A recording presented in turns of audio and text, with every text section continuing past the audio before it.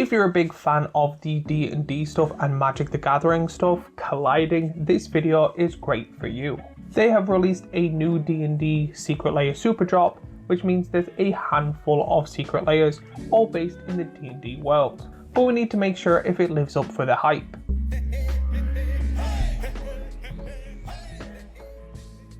Hey everyone, and welcome back to the channel. In this video I'll be going over the Roll for Initiative Superdrop.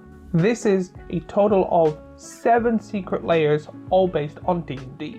I'll be going through each of them individually, talking about my thoughts and opinions on them and giving them a rating, giving my thoughts and opinions on the entire drop itself, and then at the end seeing if this was worth it or if they could do anything better or if they did anything better. So if you're a lover of MTG and D&D, this video is perfect for you.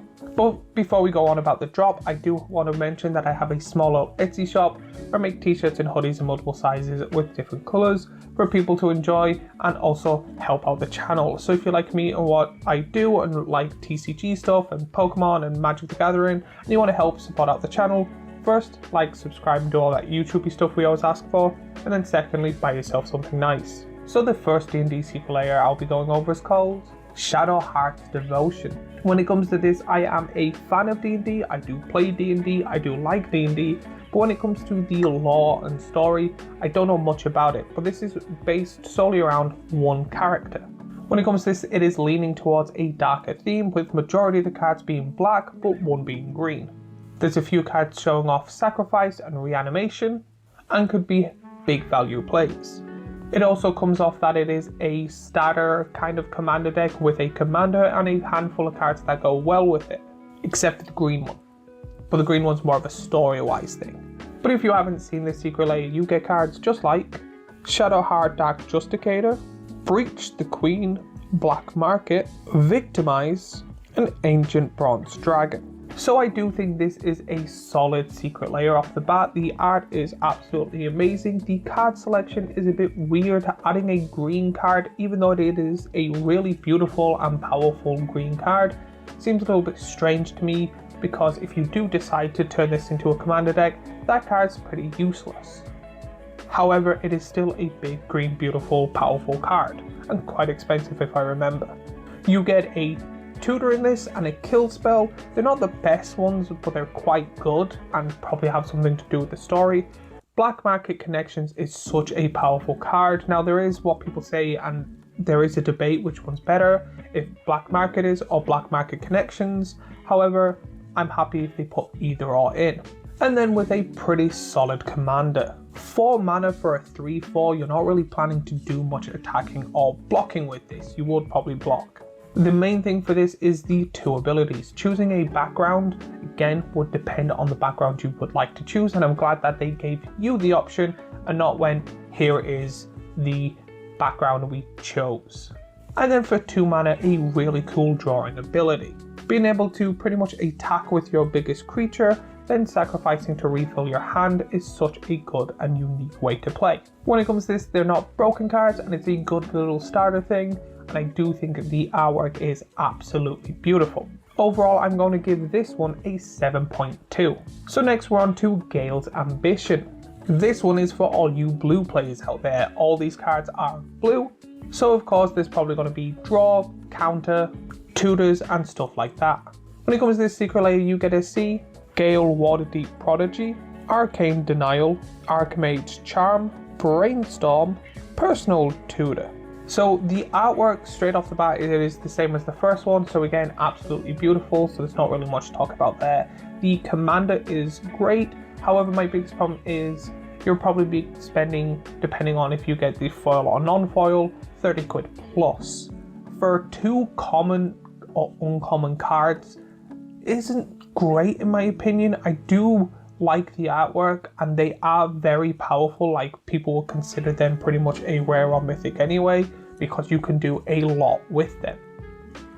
The tutor is okay, kind of similar to the first one but different in its way. The commander is again the same, it's not overpowered and it's not kind of underpowered, it's just a solid card. The card selection with it was a bit meh in my opinion, with a lot of kind of cards you get that people have in bulk that are not really expensive. So I can see a lot of people going, oh, I don't really care for the art. I'm just gonna wait, buy the commander, and then just build it anyway, my own way. Because having a brainstorm with pretty art is just meh. But I generally think that this could be a powerful deck, depending on how well the player is and what cards they have access to. But overall, I do think it is a little bit underwhelming. From the looks of it, it's got a nice theme / character for it. The biggest problem is the reprintability of it is not good in my opinion. And depending on the player and again the collection, you could have this deck go in multiple different ways, that it could be a bad deck to an amazing broken deck. So overall, I'm going to give this a 6.6.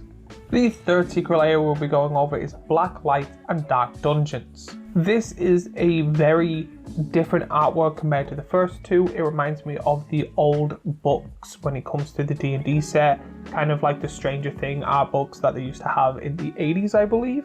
These are very focused on the dungeon mechanic and cards that come with the dungeon ability. And to be honest, I have the commander deck that I absolutely love with the commander or the commander of the Secret Lair.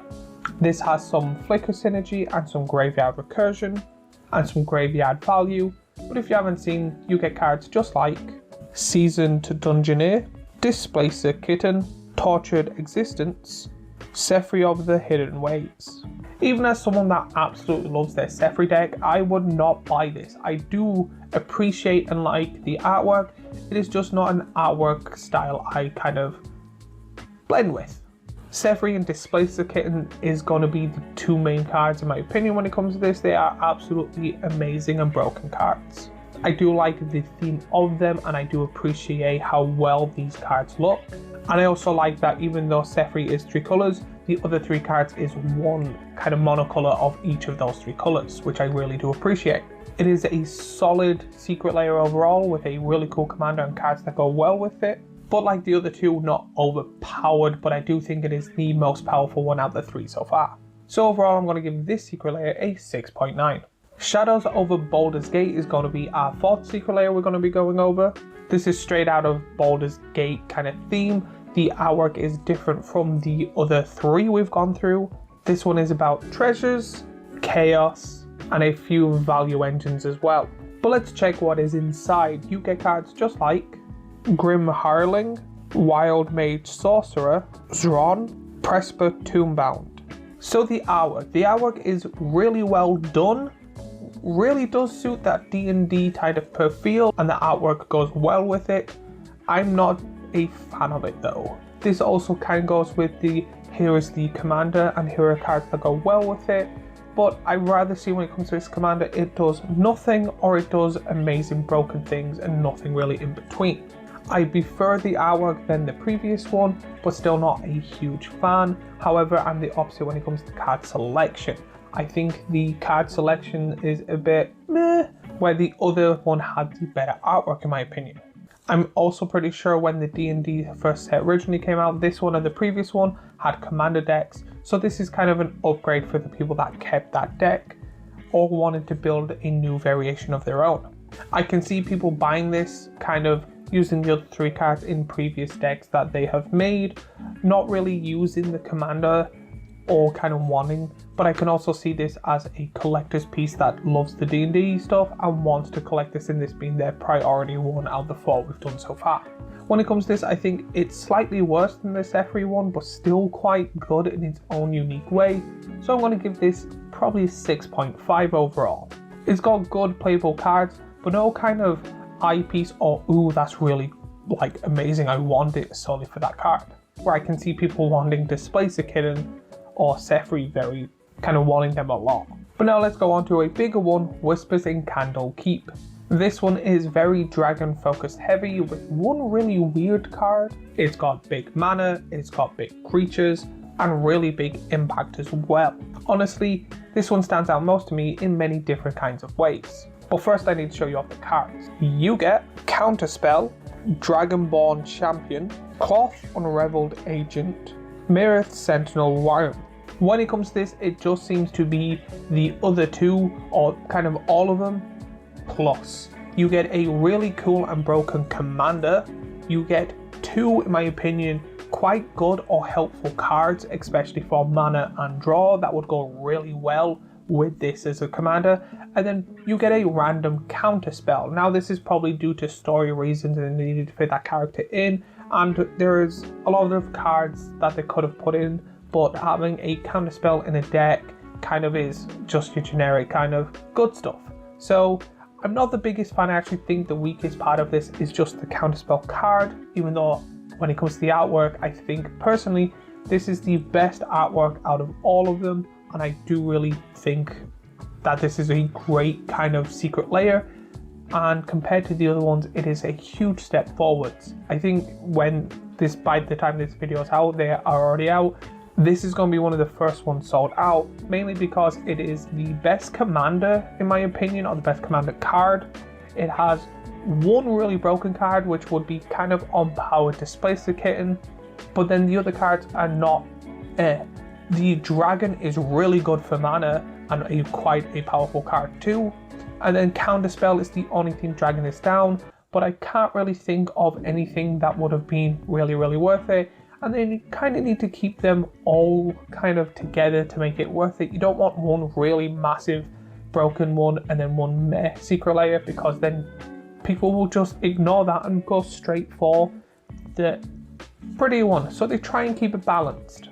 Overall, when it comes to this, I'm actually going to give this secret layer a 8.4 out of 10. I think it is the best, and there's a few changes they could have done to make it as good as some of the previous secret layers they've done with other years and stuff.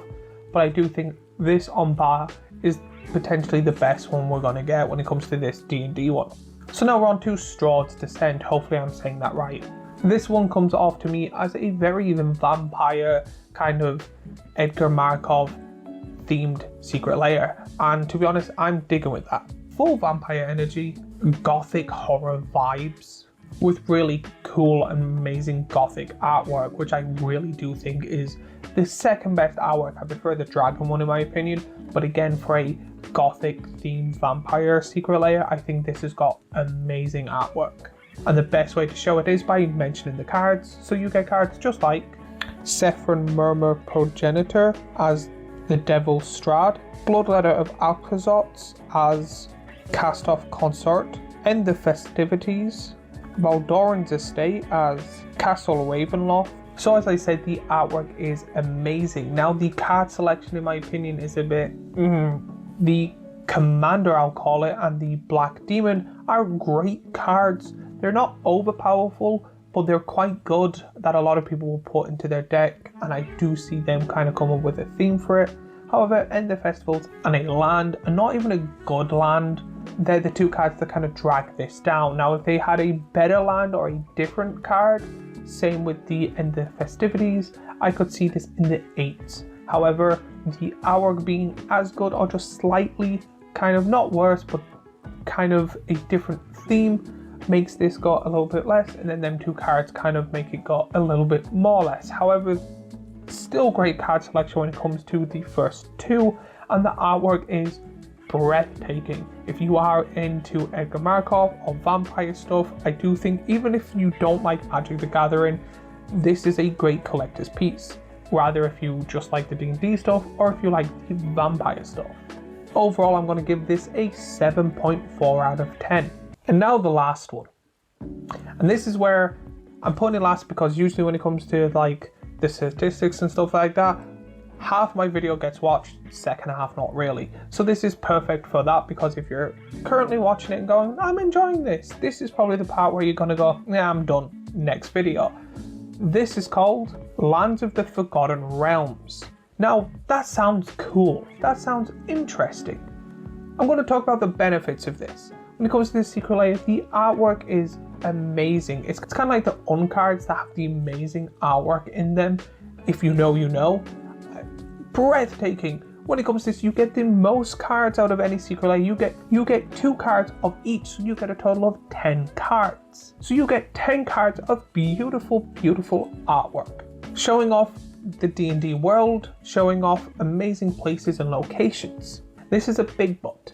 If you've watched any of my videos when it comes to me talking about secret layers, you know I have quite a big unhappiness, I don't know what to call it, when it comes to basic land secret layers. I do not think that basic land secret layers should be a thing.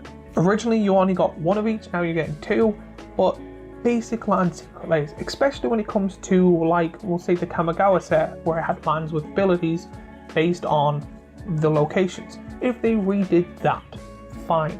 Filter lands, dual lands, shock lands that they've done before would be great. I'm fine that they do certain lands, but unplayable lands or basic lands kind of be a little bit insulting in my opinion. Because you will get people, because they know that pretty much they can put anything on and people will buy them. And unfortunately, I don't think it's worth the money, especially because even the most really pricey basic lands are like a $5, so that's why they kind of make it go, oh, it's worth it. But basic lands, especially when in every single set they're giving full art basic lands now too, not really great in my opinion. However, we'll give them the benefit of the doubt. These are super pretty. It is good that they show locations, because if you are a big fan of D&D and you love certain locations and stuff, you'll feel happy playing these lands. So overall, I'm going to give these basic lands a 5.4, mainly because being basic lands drags it really far down. The artwork drags it up a good bit. I say if they want really pretty lands from D&D that people would appreciate, I'll probably give it like a 3.2 depending on the artwork they use. But I think it just being a solid 10 basic lands automatically makes it a 3-ish. But that is everything when it comes to this super drop. Now my thoughts and opinions on them all. I really do like the kind of, I'm not sure if they've mentioned it or not, the theme of here's a commander and a few cards that go well with them. However, if they are going to do it, make sure all the cards work with it. So the first one had the green kind of dragon, but I can also give that leeway because they gave a really expensive, pretty card that's very powerful. I think, personally, in my opinion, correct me if I'm wrong, the most powerful card out of all these secret layers. A lot of these cards feel super pretty. I like or really like all the artworks. None of them are bad in my opinion. They seem to be premium artwork at least. The card selection doesn't seem to be the best ever so often. There'll be one or two amazing or good cards and then one or two bad cards, which I'm fine with, but kind of make them all balanced. Some of them, especially the first one, had okay to broken cards, but some had just okay cards to, I'm not gonna play this, it's meh. A lot of commander staples and a lot of broken commanders and playable commanders and really good commanders. So again, this is quite good for commander players.